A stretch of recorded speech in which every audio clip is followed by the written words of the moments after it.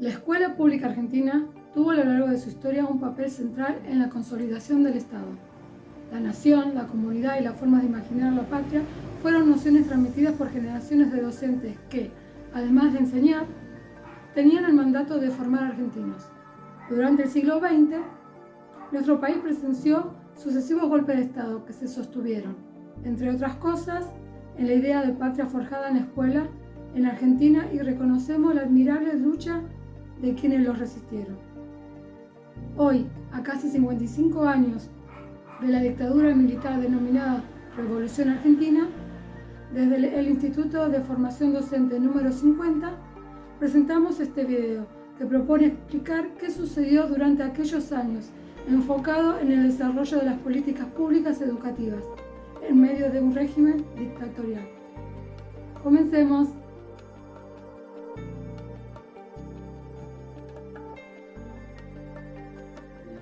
El médico y político argentino Arturo Umberto Illia había triunfado en las elecciones presidenciales de Argentina de 1963. El nuevo presidente asumió en un momento donde la fuerza política mayor, el peronismo, estaba proscripta. Yo, Arturo Umberto Illia,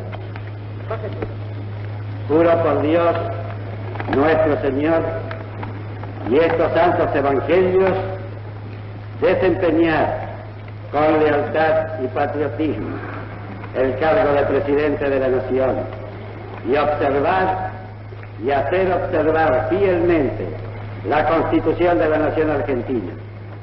Si así no lo hiciere, Dios y la nación me lo demandan. El gobierno de Illia fue blanco de críticas provenientes de diversos sectores, especialmente de algunos medios de prensa, como periódicos liberales tales como La Nación, La Prensa, los semanarios Primera Plana y Confirmado, que recurrieron a la imagen de una tortuga para satirizar su presunto carácter timorato y su falta de energía. Estos culpaban al gobierno de todo tipo de problemas. En las últimas horas de la tarde del 27 de junio de 1966, parte del empresariado, grupos golpistas del ejército y sectores del sindicalismo se unen en contra del gobierno de Arturo Umberto Illia. Por ello, los militares dispusieron que la presidencia tenía que ser ejercida por un presidente designado por la Junta Revolucionaria, que tenga ejercicio de todas las facultades legislativas que la Constitución otorga a Congreso. La Junta Revolucionaria, que fue una junta militar constituida por los 3 comandantes de las Fuerzas Armadas Argentinas, el comandante del Ejército Argentino, Pascual Pistarini, de la Armada, Benigno Varela, y de las Fuerzas Aéreas, Teodoro Álvarez. El 28 de junio de 1966, a las 3:15 am, se produjo el golpe militar. Enterado que el teniente general Alzogaray estaba en la puerta de la calle Rivadavia, salí a recibirlo. No bien entró, el general me ordenó replegar la guardia. A lo que en los términos más respetuosos que encontré me negué. Los acompañé hasta el despacho del presidente y es una escena que tengo incorporada en la retina. El general Alzogaray le dijo casi textualmente: doctor Illia, le comunico en nombre de las Fuerzas Armadas que ha dejado de ser presidente de los argentinos. El doctor Illia permaneció un momento callado, con una serenidad tremenda, y le contestó. Le dijo: no, general, en nombre de las Fuerzas Armadas, no. En todo caso, en nombre de un grupo de generales que usted representa. Y los calificó de salteadores nocturnos, me acuerdo. A ver el despacho invadido por efectivos policiales, con pistolas lanzagases y tropas rodeando la Casa Rosada, Illia optó por abandonar el sitio.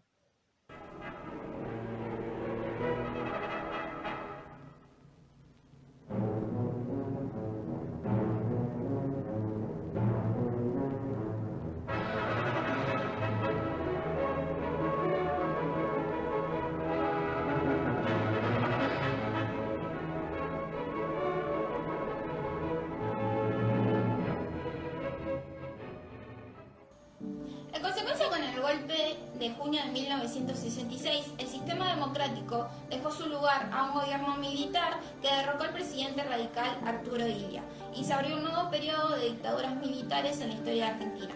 A este periodo se lo denominó la Revolución Argentina, que culminó con el retorno del peronismo al poder en 1973. En total, esta dictadura tuvo 3 gestiones. La primera es la de Juan Carlos Onganía, que se ubica en el periodo entre junio de 1966 y junio de 1970. La segunda es la de Roberto Levingston, que se ubica entre el periodo de junio de 1970 y marzo de 1971. Y por último encontramos la de Alejandro Agustín Lanusse, que se ubica entre el periodo de marzo de 1971 y mayo de 1973. La Revolución Argentina no se presentó como un régimen provisional, sino más bien pretendió establecer un nuevo sistema dictatorial de tipo permanente. La Junta Militar no derogó la Constitución Nacional, en cambio promulgó el denominado Estatuto de la Revolución Argentina. En este sentido, Argentina pasó a ser un Estado burocrático autoritario.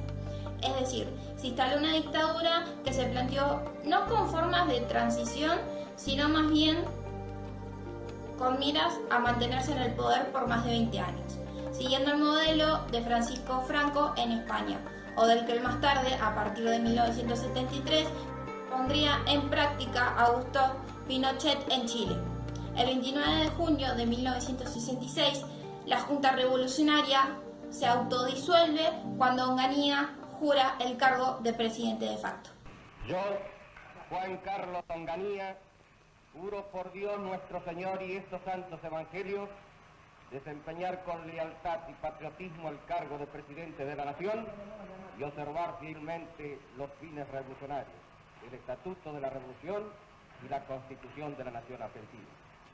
Si así no lo hiciere, Dios y la nación me lo demandan. El gobierno de Onganía adhiere a la doctrina de seguridad nacional, una política impulsada por el gobierno de Estados Unidos, que tiene como fin frenar el avance del comunismo en el continente americano. Para ello, Onganía tiene como principal objetivo cambiar de raíz el sistema político del país y poner un corte definitivo a las actividades del peronismo y el comunismo. Con este fin, la dictadura de la Revolución Argentina proscribe todos los partidos políticos, cierra el Congreso, interviene las universidades nacionales y prohíbe todas las agrupaciones políticas estudiantiles. A diferencia de las gestiones civiles y militares que pasaron por la Casa Rosada entre 1955 a 1966, la llegada del general Onganía a la presidencia estuvo respaldada por un gran consenso inicial, proveniente de sectores muy diversos de la sociedad. Entre ellos podemos mencionar productores agropecuarios y grandes y pequeños empresarios, hasta dirigentes sindicales que apoyaron la presidencia de Onganía. También formaron parte de su gabinete integrantes de asociaciones católicas muy importantes, entre ellas el Ateneo de la República, los cursillos de cristiandad y el Opus Dei. Incluso algunos partidos políticos también apoyaron la presidencia de Onganía. Entre ellos podemos mencionar al desarrollismo y al peronismo, entre otros.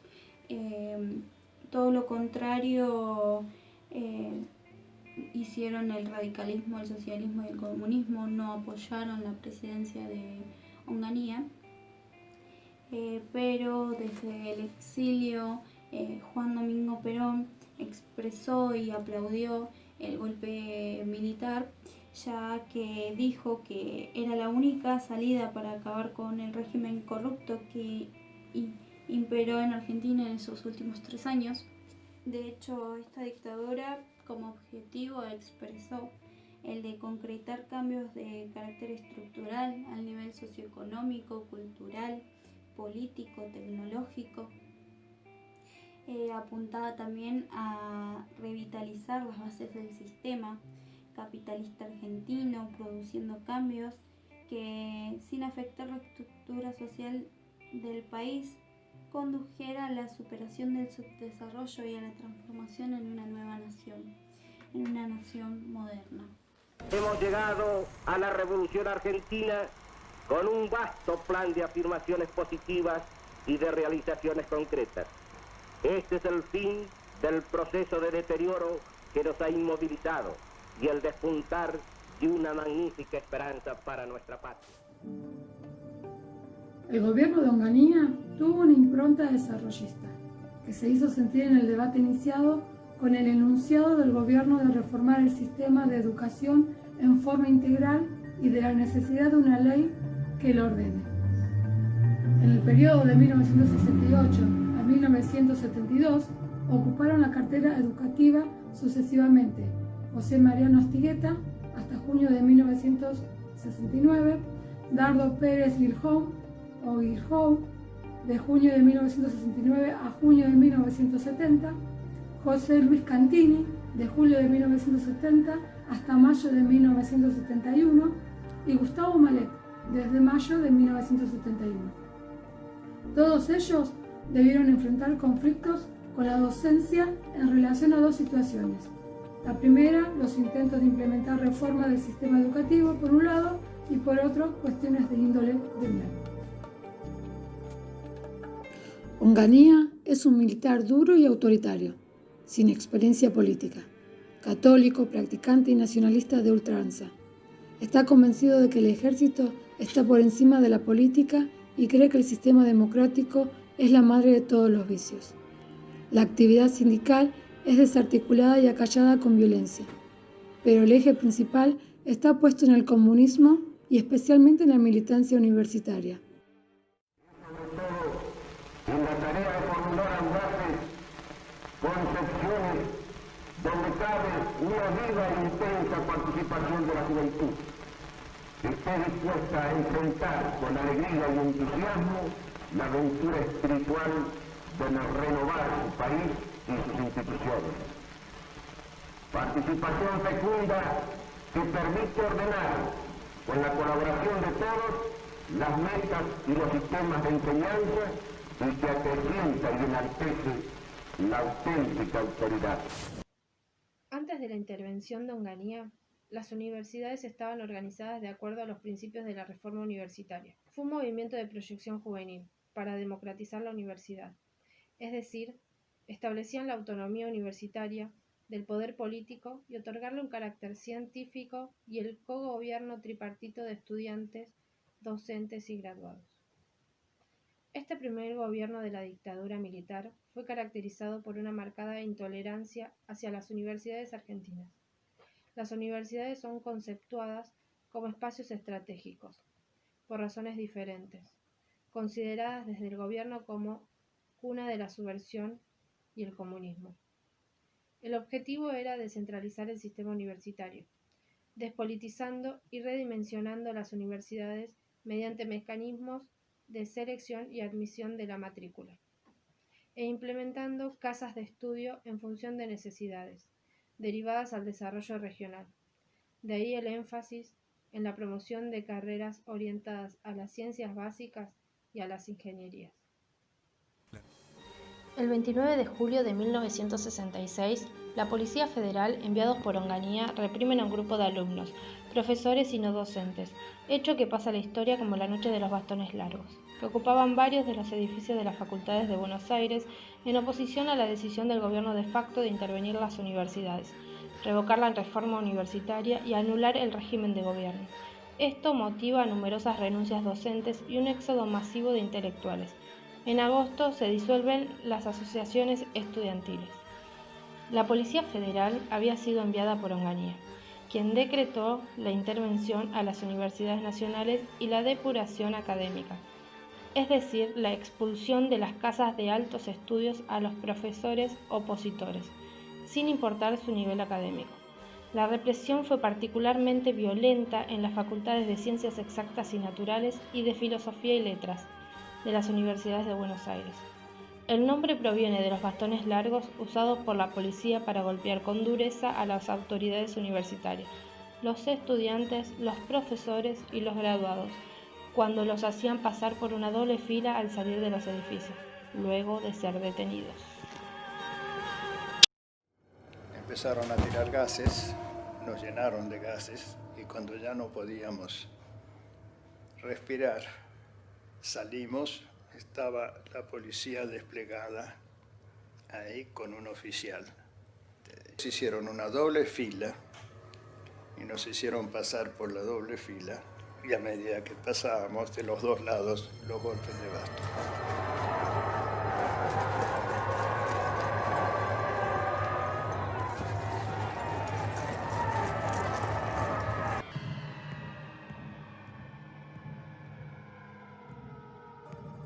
A pesar de todo, el golpe militar sancionó el decreto ley número 16.912 que establecía la intervención en las universidades y ponía fin a la autonomía académica, con el objetivo pretendido de eliminar la acción subversiva.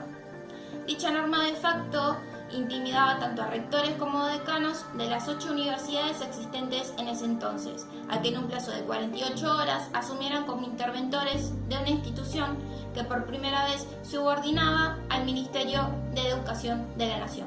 Asimismo, disponía de toda actividad política de las universidades y se clausuran los centros de estudiantes. Se proponía un cambio en los estatutos universitarios, alegando la necesidad de modernizar las estructuras y el funcionamiento de las casas de estudio. Este avance, considerado autoritario, no solamente fue acreditado por docentes y estudiantes, sino también por los rectores interventores que sostenían que ante la falta de presupuesto era casi imposible avanzar hacia el rumbo propuesto por el gobierno militar. Las críticas no se hicieron esperar. Incluso la revista Criterio, de marcado perfil católico, no dudó en criticar la política universitaria. A principios de 1969, expusieron que la cruda realidad que vivimos es que el gobierno no sabe qué hacer con los universitarios. La selección de funcionarios no se hizo por razones de idoneidad, sino de amistad con los grupos cenáculos consolidados dentro de una estricta ortodoxia ideológica. El mes de mayo de 1969 se caracterizó por una expresión desconocida del descontento general de la población ante la ineficacia del gobierno. Se produjo en Córdoba una rebelión popular, conocida como Cordobazo, donde se combinaron la presencia guerrillera, el activismo sindical y la rebelión estudiantil. Tuvo que intervenir el ejército para restablecer el orden y como consecuencia de esto, el presidente Onganía se vio obligado a reemplazar su equipo ministerial e implementar el estado de sitio. En mayo de 1970, un grupo armado secuestra al expresidente de facto Pedro Aramburu. Mientras las fuerzas de seguridad intentan dar con el paradero del militar desaparecido, el 1 de junio de 1970, una agrupación autodenominada Montoneros informa que Aramburu ha sido ajusticiado. El país ha recibido hoy con estupor la noticia de una sentencia inhumana que ultraja al pueblo argentino. Este es el modelo extranjero que pretende ganar nuestras universidades, gobernar las estructuras sindicales, quebrantar nuestra unidad espiritual y destruir las fuerzas armadas y nuestro estilo de vida. Para ello abusan de la libertad que los argentinos conquistamos con honor y sacrificio. La ejecución de Aramburu y que la economía estaba pasando malos momentos desencadenó que los militares decidieran que era mejor nombrar a un nuevo presidente, anunciando el fin del tiempo de Onganía, que el 8 de junio de 1970 abandona la Casa Rosada. Los altos mandos militares designan en su lugar al general Roberto Levingston. El nuevo presidente es un militar poco conocido por la opinión pública que se ha desempeñado como agregado militar ante la Junta Interamericana de Defensa en Washington. Al llegar al cargo, Levingston se encuentra con funcionarios previamente designados y con políticas de gobierno establecidas por la Junta de Comandantes quienes bajo el liderazgo del general Lanusse pretenden una salida política a la dictadura. Pero Levingston pronto demuestra tener ideas propias y opuestas a los comandantes y desafía públicamente las sugerencias de anunciar un programa político. Las políticas educativas universitarias se enfocan bajo el nombre de Plan Tacchini, que fue un proyecto propuesto por Alberto Tacchini para reestructurar la educación superior en Argentina, ante lo que se consideraba un desborde de la capacidad de las grandes universidades nacionales y por la falta de universidades en el resto del país. Gracias a esto, se abre un proceso que resulta de la creación de 13 nuevas universidades nacionales, lo que reconfigura el sistema de educación superior en Argentina. En este sentido, el desarrollo universitario y su integración con la educación superior no universitaria habría logrado disponer de un número de instituciones adecuado y bien distribuido en todo el territorio del país. Sin embargo, este aumento numérico no había sido acompañado todavía por un apropiado aumento de la calidad institucional, por lo que se hizo necesario aumentar los niveles de calidad y exigencia para la capacitación profesional y un desarrollo sistemático de la investigación científica y tecnológica, con el efecto de que el fruto de esto se inserte en las redes culturales de cada región o ciudad. En relación al tema de capacitación, desde el gobierno se impulsó cursos de perfeccionamiento, fundamentalmente referidos al planeamiento educativo o al currículum. También se implementaron cursos especialmente para el personal de conducción y de supervisión sobre las características de la escuela intermedia o la reforma general y las jornadas estudiantiles. Sin embargo, al observar las prácticas docentes de la época, se evidencia que la formación de las mismas abarcaba otros espacios más allá de los ofrecidos por el Estado. También cabe destacar que el gobierno había implementado una progresiva serie de medidas que afectaban a las condiciones laborales docentes. Esta serie de medidas era la reforma del sistema jubilatorio, y del Estado, del Estatuto, la anulación de concursos. Además se sumaba una política salarial desfavorable, donde las remuneraciones eran bajas, atrasos en los pagos, diferencias salariales importantes entre jurisdicciones y en el interior del escalafato y deudas a larga data. Las fuerzas militares pretendían que el nuevo mandatario de facto siguiera las políticas socioeconómicas representadas por los titulares de las Fuerzas Armadas, pero el presidente llevó a cabo sus propias políticas. Trató de llevar un acercamiento con los partidos políticos y así Levingston parecía repetir las imprudencias de su antecesor y no lograr resolver cuestiones vinculadas con el ámbito universitario. El 15 de marzo de 1971 se producía el segundo Cordobazo, popularmente llamado Viborazo. Fue una huelga con protesta social masiva ocurrida en Córdoba, opuesta al gobierno de la provincia perteneciente a la dictadura militar imperante conocida como Revolución Argentina. Hubo manifestaciones, barrincadas, fogatas, incendios y enfrentamientos entre trabajadores y estudiantes con fuerzas represivas de la Policía Provincial y de la Policía Federal. La sublevación popular formó parte de otras puebladas similares como el Correntinazo, Rosariazo, Cordobazo, Mendozazo, etc., vinculadas con el ámbito universitario. El segundo Cordobazo terminó con el breve mandato de Roberto Levingston, que solo duró 10 meses, y el ciclo electivo de 1971 se iniciaría bajo el mandato de Lanús, tercer y último presidente de la autodenominada Revolución Argentina. A diferencia de sus dos antecesores, asumió el expreso compromiso de restaurar el gobierno constitucional. En un contexto donde la violencia guerrillera crecía, el descontento popular también. Perón sumaba día a día más adictos y la continuidad del gobierno militar se tornaba muy difícil de sostener. Lanús evaluó correctamente que el principio de solución a los múltiples conflictos pasaba por terminar con la proscripción del peronismo y decretar una apertura política que permitía una transición a la democracia. En ese sentido, Lanús anunció una convocatoria a elecciones nacionales sin proscripciones para el 11 de marzo de 1973, habilitando la salida electoral y con ella la tercera experiencia gubernamental del peronismo.